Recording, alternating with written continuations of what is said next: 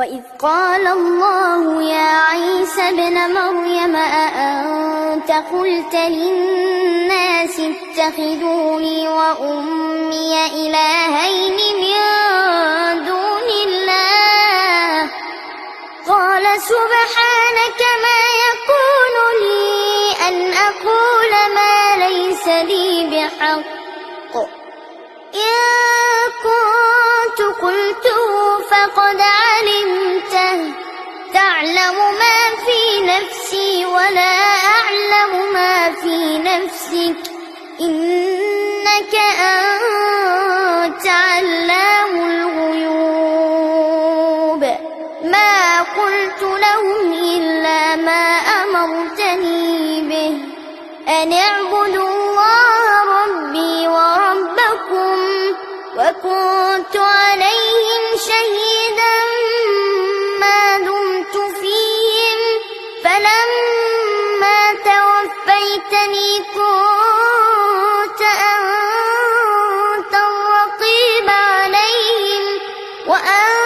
وأنت على كل شيء شهيد ما قلت لهم إلا ما أمرتني به أن اعبدوا الله ربي وربكم وكنت عليهم شهيدا ما دمت فيهم فلما توفيتني كنت أنت الرقيب عليهم وأنت على كل شيء شهيد إن تعذبهم فإنهم عبادك إن تعذبهم فإنهم عبادك إن تعذبهم فإنهم عبادك وإن تغفر لهم فإنك أنت العزيز الحكيم